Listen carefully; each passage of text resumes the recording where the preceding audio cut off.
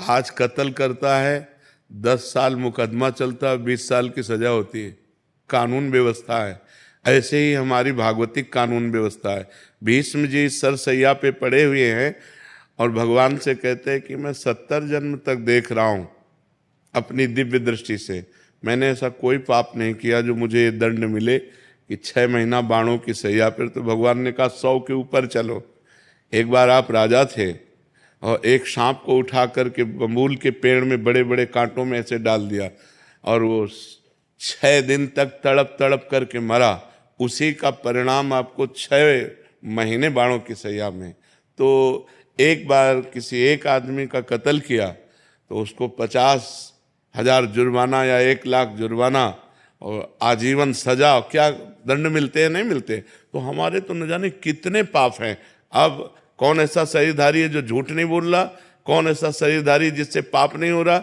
ये तो बात कह देना कि हमसे तो कोई गलती ही नहीं हुई, हमसे तो कोई पाप ही नहीं हुआ, ये बिल्कुल हम अविवेकपूर्ण मानते हैं। नहीं, ऐसा नहीं है। हम सबसे गलतियां होती हैं और उसी भगवान के दरबार में अन्याय नहीं है, क्योंकि वहाँ किसी के गवाही की जरूरत नहीं है। वो सर्वव्यापी परमात्मा आपके हृदय में ही बैठा हुआ है।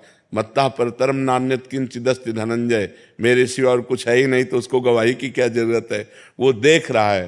तो हमको बहुत धैर्यपूर्वक चलना है। देखो, हम कई बार बता चुके हैं कि हमारे शरीर की रचना 2 कर्म से हुई है, पाप और पुण्य। दोनों के मिश्रण से मनुष्य शरीर बनता है। केवल पाप से यातना देह का निर्माण होता है जो नरक में मिलता है। केवल पुण्य से देव देह का निर्माण होता है जो स्वर्गलोक, महारलोक, जनोलोक, तपलोक, सत्यलोक आदि में। लेकिन मनुष्य लोक में दोनों मिश्रित होते हैं, पाप और पुण्य। तो जिस अवस्था में जो हमें दुख मिलना है वो कर्म हमारे ऊपर लागू हो जाएगा। अगर पुण्य कर्म लागू है तो हमें सुखद अनुकूलता प्रशंसा मिलेगी। अगर पाप कर्म लागू है तो दुख प्रतिकूलता निंदा मिलेगी। वो हमारी वैसी बुद्धि हो जाएगी, जैसी हो भवतव्यता तैसी बने सहाय, आप ना आवे ताहि पे ताहि तहाँ ले जाए। अचानक आपसे ऐसी क्रिया बन जाएगी कि आपकी निंदा होगी, आपकी अवहेलना होगी। अचानक आपसे ऐसी क्रिया बन गई, दांव लग गया, कि आपकी प्रशंसा होगी, आपकी जय जय हो जाएगी। वो पूर्व कर्मों का विधान चल रहा है। तो फिर मनुष्य जन्म में महानता क्या है? अब नवीन हमसे पाप न होने पावे। अब नवीन कर्म हम ऐसे ऐसे समझ समझ के करें कि हमारी आगे की जो जन्म हो या आगे जो हमें मिले वो बहुत अच्छा ही हो। पाप कर्म नहीं होने चाहिए। अब हमसे गलती नहीं होनी चाहिए। अब लो नसानी अब ना सही हो। तो ये पक्की बात समझ लीजिए कि अपने कर्म को ही भोगना पड़ रहा है। इसमें बिल्कुल संशय न कीजिए कि मैंने तो पाप नहीं किया। किसने प्रश्न किया था? ईमानदारी से देखो सखी, वृंदावन में बैठी हो, ईमानदारी से जब से तुम्हें याद है तब से अब तक देखो, केवल इसी जन्म में क्या आपसे पाप नहीं हुई? क्या आपसे गलती नहीं हुई? आप विचार करके देखिए, हमसे पूर्व जन्म में कितनी गलतियां हो गई हैं।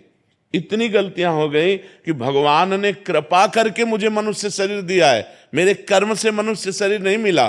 कबहू का करी करुणा नर देहि, देत ईश बिन हेतु सनेहि। अब भी भगवान की कृपा देखो कि आप साधु समागम में बैठी हो, आप वृंदावन आई हो, संत समाज में बैठी हो। अब मोहि भाव भरोस हनुमंता, बिनु हरि कृपा मिले नहीं संता। तो भगवान तो आपको दुलार ही कर रहे हैं, भगवान तो आपको कृपा ही कर रहे हैं। पर अब हमने गलती की है तो वो भोग तो हमें भोगने पड़ेगा। कुमार जी, इस जन्म का कब भोगना पड़ेगा? अगला। जब अभी जो वर्तमान में गलतियां, अगला। और ऐसा भी हो सकता है कि इसी जन्म में भी उसका दंड मिल जाए। भयानक अपराध, भयानक अपराध। जैसे आप संत द्रोह कर दो, संत निंदा कर दो, किसी संत को मार पीट दो, फिर आपको भयंकर आपको कष्ट। साधु अवज्ञा तुरंत भवानी, भक्तन निंदा अति बुरी भूल करे, जिनको के सुकृत बहुजन्म के छिन्न दायक को। तुरंत अकाल मृत्यु का विधान बन जाएगा, तुरंत अकाल मृत्यु का विधान बन जाएगा, तुरंत भयंकर कष्ट देने वाला योग लग जाएगा। पर ये भागवतिक विधान है, भागवतिक विधान है। 2 मिनट में किसी को मार दिया, इसके बाद आजीवन कारागार, और उसको ऊपर से बोले 1 लाख रुपया जुर्माना। तो ये जो हम भोगने आते हैं मृत्यु लोक में, जुर्माना भोगने आते हैं। मूल सजा तो नरक में मिलती है, ये जुर्माना यहाँ होता है, उसको भोगना होता है। तो जो हमें भोगने को मिला उसे मिल, आगे हम कोई पाप कर्म नहीं करेंगे।